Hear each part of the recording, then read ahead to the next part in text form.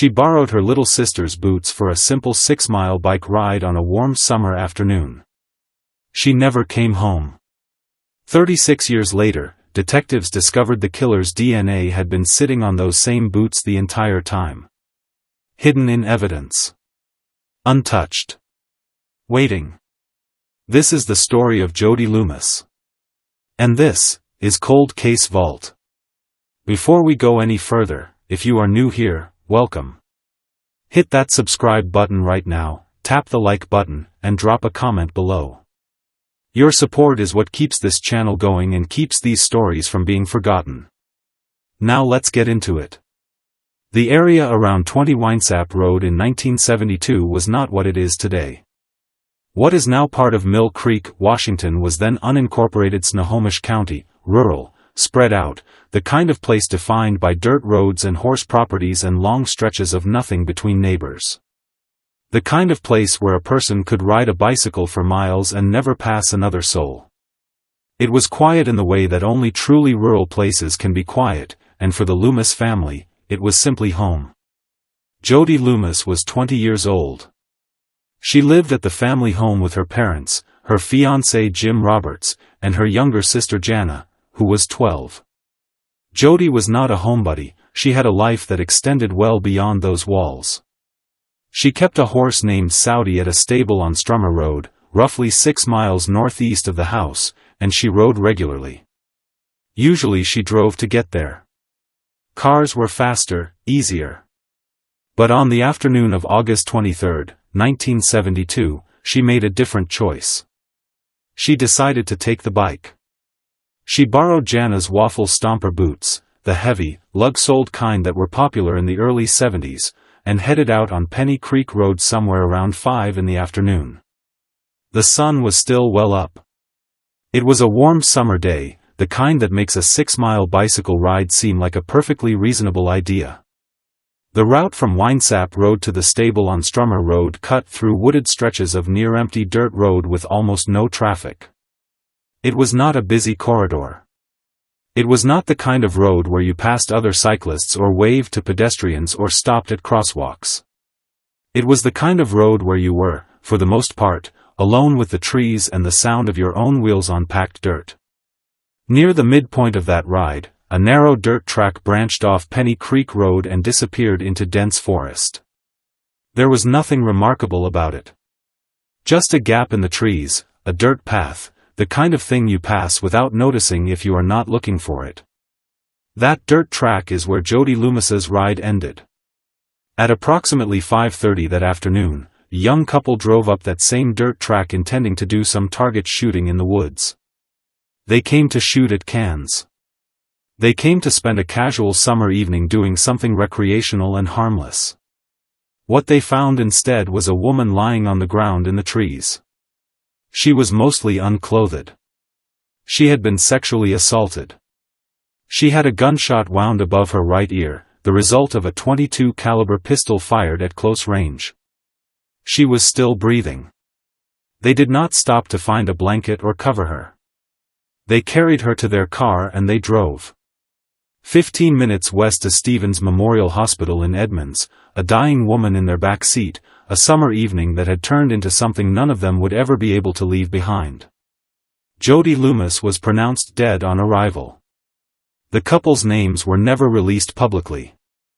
And that detail, the deliberate protection of the only witnesses to finding her, says something about how investigators approached this case from the very beginning. These were not people who had done anything wrong. They were people who had stumbled into the worst moment of someone else's life and tried to do the right thing. Their anonymity was honored. What investigators pieced together from the scene pointed to something calculated and brutal. JODIE had been forced off the road at gunpoint. She had been taken deep into the tree line, away from the road, away from any possibility of being seen or heard. She had been sexually assaulted. And she had been shot as she attempted to dress herself afterward. The gunshot wound above her right ear was determined to be the cause of death. The white 10-speed bicycle was still on the dirt track where she had been intercepted. Her clothing was collected at the scene. Jana's waffle stomper boots were sealed into evidence bags along with everything else and transported to the Snohomish County Sheriff's Office. And so began an investigation that would span nearly 5 decades. Deputies canvassed the surrounding area in the days that followed. The rural nature of the neighborhood both helped and hurt them. Neighbors tended to notice things, to know each other's routines, to be aware of strangers. But it also meant that almost nobody had been on Penny Creek Road that afternoon. There were no casual passers-by, no drivers who had happened to see a man on a dirt track, no witnesses to the moments that mattered most. A handful of local men drew attention during those early days of investigation. One was a ranch owner who had previously behaved inappropriately toward Jodie, the kind of pattern that neighbors had noticed and quietly discussed but never formally reported to police. Another was a tenant on a nearby property who had been chopping wood close to the dirt track that afternoon and offered deputies no clear accounting of his time. Both men were questioned. Others were questioned too. Nothing held. There were no fingerprints recovered from the scene. No physical evidence linking any specific individual to what had happened in those woods. No witnesses to the attack itself. No one who could place a particular person at the location at the right time. Just a dead 20-year-old woman, a bicycle, a pair of borrowed boots, and a case that by the end of 1972 had already become the most frustrating homicide investigation in Snohomish County history. The evidence went into long-term storage. The file went onto a shelf. The detectives moved on to new assignments, new cases, the relentless forward motion of a law enforcement agency that cannot afford to stop. The Lumis family did not move on. Jana was 12 years old the day her sister borrowed her boots and didn't come home. 12 years old. Old enough to understand that something terrible had happened. Old enough to see the change in her parents' faces and know that things were never going to be quite right again. Young enough that the years ahead of her would be shaped entirely by that one August afternoon, by the absence that followed it, by growing up in a house where grief had taken up permanent residence. She described the way the family handled Jodie's bedroom afterward, how it stayed the way it was for a long time, untouched, preserved. She said you could still smell the patchouli oil when you walked in. Jodie's leather purse sat exactly where she had left it on the last day of her life. The room held the shape of a person who was no longer there, and the family let it, because changing it would have meant accepting something they were not ready to accept. Their parents hurt so much. That was how Jana described it. They hurt so much. Year after year passed. Jana went from 12 to 20. From 20 to 30. From 30 to 40. She graduated, married, became JANA LUMIS SMITH. She built a life of her own, the way people do, even when they are carrying something this heavy alongside it. Her parents aged through those same decades with the same open wound, calling the sheriff's office periodically for updates that never materialized, because there was nothing to update them on. The file was technically still open. But it wasn't moving. Both of Jodie's parents died without ever learning who killed their daughter. They raised a girl. They lost her on a summer afternoon when she was 20 years old and they were in the full stretch of their lives. They spent every year that followed waiting for an answer. And they went to their graves with the same question they had been carrying since August 23, 1972. After her parents were gone, Jana became the family's voice in a way she had never been able to fully be while they were alive. She kept calling detectives. She kept showing up at press conferences when the sheriff's office announced another push on old cases. She refused, year after year, to allow the file to quietly disappear into a cabinet and be forgotten. She had been 12 years old when this started. She was not going to stop. In 2008, when the case finally began moving again in a real way, she told reporters she wanted whoever had done this to sweat. She wanted them to know that someone was still watching. Still paying attention. Still coming. She had been carrying her sister's case for 36 years by then. Longer than Jodie had been alive. And she spoke about what that weight felt like, not with bitterness, though who could have blamed her, but with a clarity that was somehow more devastating than anger. She said the family missed Jodie's love. Her sisterhood. She said the pain had become part of their surviving life, not something separate from it, not something that existed alongside the life they were living, but woven directly into the fabric of every single day. And then she said something that has stayed with people who followed this case ever since. Jodie had her whole life ahead of her. And it was just taken away. Just taken away. And we live with that every day. In 2005, cold case detective Jim Scharf of the Snohomish County Sheriff's Office pulled JODIE LUMIS's file off the shelf for the first time in years. The case was 33 years old. The oldest unsolved homicide in Snohomish County. A case that had stalled within months of the murder and had been producing nothing ever since. A case that represented, in the most concrete possible way, the limits of what 1972 forensic science could do. Scharf was methodical. He did not come into the case looking for shortcuts or dramatic breakthroughs. He went back through the original evidence line by line, the way a good cold case detective does, treating the file as though it had never been touched, approaching every item with fresh eyes and the benefit of 3 decades of advances in forensic technology. He re-interviewed people where he could find them. He reviewed the original canvassing reports. And he sent every piece of physical evidence that might conceivably yield a DNA profile to the Washington State Patrol Crime Lab for modern testing.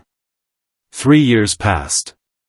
Then, in 2008, a WSP Crime Lab technician examined the left waffle stomper boot under different lighting conditions than it had ever been examined under before, using equipment that had not existed when the boot was first collected from the scene in 1972. There, on the outside of the left boot, was a small semen stain. It had been there since the night of the murder. For 36 years, that boot had been in the custody of the Snohomish County Sheriff's Office. It had been handled and catalogued and transported and stored and reviewed and examined, and nobody, not one person across 36 years, had ever noticed that stain until this technician, in this moment, with this equipment, found it. Let that sit for a second. 36 years. Multiple agencies. Multiple reviews. Multiple investigators who cared deeply about solving this case. And the answer was on the outside of the boot the entire time. The technician extracted a partial DNA profile from the stain and submitted it to CODIS, the FBI's combined DNA index system, the national database of DNA profiles collected from convicted offenders. The way CODIS works is straightforward in concept. If the person who left DNA at a crime scene has been convicted of a qualifying offense and had a sample submitted to the database, the system will flag a match. If they have not, it returns nothing. No match came back on Jodie's case. The man who killed her in 1972 was not in CODIS. That did not necessarily mean he had no criminal record.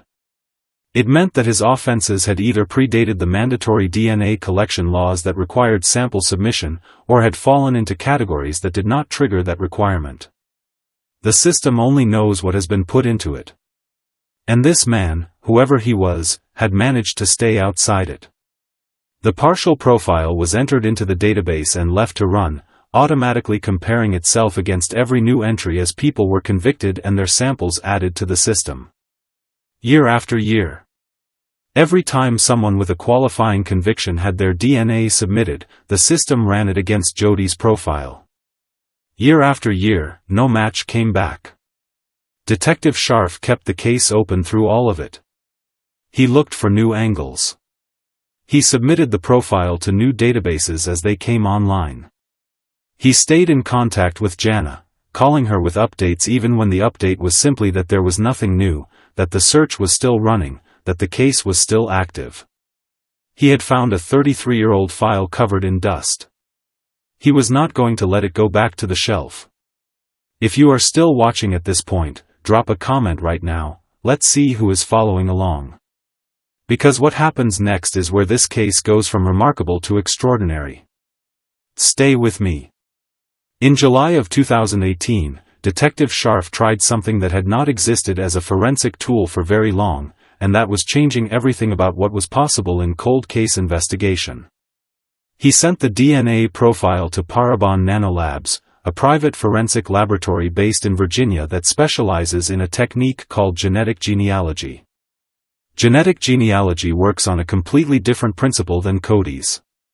Instead of comparing crime scene DNA against the profiles of convicted offenders, it uploads the DNA profile to public ancestry platforms, databases like GEDmatch, where millions of ordinary people have voluntarily submitted their DNA in order to trace their family histories and find distant relatives. If anyone in that database shares enough DNA with the crime scene sample, it indicates a biological relationship. They are related, somewhere in the family tree, to whoever left that DNA at the scene. From there, genealogists build outward. They construct family trees using public records, birth certificates, marriage records, death records, census data, historical documents, anything that can be found in publicly accessible databases, and they work backward and forward through generations until the circle of possible suspects narrows to a manageable number of living people who would have been in the right place at the right time. Parabon brought in Deb Stone, a genetic genealogist based in Oregon. Stone's job was to take the distant DNA matches that came back from GEDmatch, second cousins, third cousins, people who had no idea their family history connected them in any way to a murder case from 1972, and build a family tree outward from those matches. She worked backward through generations of births and marriages and deaths and relocations, cross-referencing public records across multiple databases, building a structure that could tell investigators not just that the DNA came from a human being, but which family that human being came from. She spent 57 hours on the project. 57 hours of combing through online family trees, court documents, census records, anything in the public domain. Methodical, painstaking, the kind of work that looks boring from the outside but is, in fact, one of the most consequential forms of detective work that exists. She was not looking for a name. She was building a map that would eventually point to one. The branches of that tree eventually converged on a family in the Edmonds area of Snohomish County, Washington. Now, here is the important distinction that investigators understood clearly and that is worth pausing on. Genetic genealogy can point to a family. It cannot prove which specific member of that family left their DNA at a crime scene 46 years earlier. For that, detectives needed a direct biological sample from their suspect, something that could be compared directly against the profile from JODIE's boot and either confirmed as a match or ruled out. They had a name. They needed DNA. On August 28, 2018, law enforcement officers followed Terrence Miller to the Tulip Casino north of Everett, Washington. They watched him walk in. They watched him buy a coffee. They watched him sit down at a machine and drink it. They watched him finish the cup, stand up, and toss it into a garbage can on his way out. After he walked away, they moved in. They collected the cup. It went directly to the Washington State Patrol Crime Lab. In September of 2018, the lab returned its findings. The DNA profile extracted from the discarded coffee cup matched the DNA profile from the semen stain on the outside of JODIE Lumis's left waffle stomper boot, the boot she had borrowed from her 12-year-old sister on the afternoon of August 23, 1972. The statistical probability of a coincidental match was 980 million to 1. 980 million to 1. After 46 years, after tens of thousands of investigative hours spread across dozens of detectives and multiple agencies, after a partial DNA profile sat in a database for a decade returning nothing, after a genetic genealogist spent 57 hours rebuilding a family tree from the DNA of distant cousins who had no idea they were connected to any of this, a paper coffee cup at a casino had given investigators what nothing else could. Detective Jim Scharf had spent 14 years on this case from the moment he first pulled the file in 2005. 14 years of methodical work, of staying in contact with JANA, of submitting evidence to new databases and waiting and waiting and waiting. The coffee cup was the break he had been waiting for since the day he first sat down with that dusty file. His name was Terrence Miller. Everyone called him Terry. He was 77 years old. And he had been living 5 miles from the crime scene for 46 years. 5 miles. The man who pulled JODIE LUMIS off Penny Creek Road at gunpoint, who dragged her into the tree line and sexually assaulted her and shot her above the right ear as she tried to put her clothes back on, had been living 5 miles from where it happened for the entire time investigators were trying to find him. He had watched the decades pass. He had watched the technology advance. He had watched cold case units get formed and DNA databases get built and genetic genealogy become a forensic tool. And he had kept living his life. He had raised a family. He had run a business. He had gone to casinos and bought coffee and grown old. He had done all of this while the Lumis family buried both parents without answers. While JANA carried her sister's case for 36, then 40, then 46 years. While JODIE's bedroom held the shape of a person no longer there. His record, when investigators pulled it, told a very different story than the one his neighbors and customers knew. He had married a 14-year-old girl when he was 18 years old, back in 1968, 4 years before the murder. That same year, 1968, he had driven a company truck up alongside a teenage girl who was walking in Mount Lake Terrace, called her over, and exposed himself from the waist down. He admitted the exposure to police during an interview. He was cited for lewd conduct. 4 years later, JODIE LUMIS was dead. The accusations did not stop after 1972. They continued across 3 decades. Allegations of molesting a preteen surfaced in the mid-1970s. In 1990, 2 sisters reported that Miller had touched them inappropriately, though they later said it was possible the contact had been accidental, and no charges were filed. In 1999, a man with developmental disabilities reported that Miller had sexually abused him, but prosecutors determined the incident fell outside the statute of limitations. 5 known accusations spanning 30 years after the original lewd conduct citation in 1968. Not one conviction. To his neighbors in Edmonds, Terry Miller was simply the ceramics guy. A retired heavy equipment operator who ran a small shop called Miller's Cove out of his garage with his 4th wife, Linda, whom he had married around 1976 and stayed with for more than 4 decades. Customers came to the garage. Neighbors waved when they saw him. He was a fixture. He was unremarkable. He was invisible in the best possible way for a man with something to hide. He was 33 years old and working as a heavy equipment operator in 1972, living in Edmonds, 5 miles from the dirt track off Penny Creek Road where JODIE LUMIS was shot. His name had never appeared in the original investigation. Not on a single interview list, not in a single canvassing report, not in a single notation anywhere in the case file. Deputies in 1972 were focused on men who knew JODIE or who had been seen near the dirt track that afternoon. Miller fit neither description. He was not a neighbor. He was not a known associate. He was not someone who had ever crossed paths with the Lumis family in any documented way. He was just a man who happened to be on Penny Creek Road on the afternoon of August 23, 1972. And then he was invisible for 46 years. On April 11, 2019, deputies arrested Terrence Miller at his Edmonds home and charged him with first-degree murder in the death of JODIE LUMIS. Bail was set at $1 million. He posted it. The judge ordered him to surrender any weapons or firearms from his home and placed him under electronic monitoring. He went home. To the same house he had lived in for decades. To the same garage with the ceramics shop. He went home and waited for trial while JANA LUMIS SMITH, who had been waiting for this moment for 47 years, prepared to finally see her sister's case go before a jury. Detective Scharf, who had spent 14 years on the case, called Miller what the evidence indicated he was when the arrest was announced. A real predator. Miller pleaded not guilty. The trial was delayed by more than a year, partly due to the pandemic that shut down court systems across the country in 2020, and partly due to defense motions challenging the DNA evidence. In October of 2020, a judge denied the defense motion to suppress the genetic genealogy results, ruling that the evidence was admissible. The path to trial was finally clear. Jury selection began in late October of 2020 in Snohomish County Superior Court, with Judge David Kurtz presiding.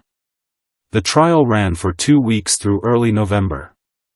Prosecutors Craig Matt and Bob Langban built their case around the chain of DNA evidence, and they built it carefully. They started at the beginning, the semen found on the outside of the boot in 2008, the partial profile developed from that stain. They walked the jury through the Cody submission and the decade of no matches. They walked them through the 2018 decision to send the profile to Parabon Nanolabs, through Deb Stone's 57 hours of genetic genealogy work, through the surveillance operation at the Tulip Casino, through the collection of the coffee cup, and through the Washington State Patrol Lab's confirmation of the 980 million to 1 match. The defense attacked the chain at every possible point. Public defenders Laura Martin and Frederick Mall argued that 5 decades of evidence handling had introduced contamination that made the DNA results fundamentally unreliable. Martin told the jury the prosecution's entire case rested on what she described as a botched DNA analysis of the outside of a boot. Mall laid out the specifics. Deputies at the 1972 autopsy had not worn gloves. Evidence had been lost or unaccounted for during large stretches of the 3 decades between the murder and the first DNA testing. Under cross-examination, prosecution witnesses acknowledged that a WSP crime lab analyst's own DNA had appeared on a reference sample during the testing process. These were not trivial points. The defense was not inventing problems with the evidence chain.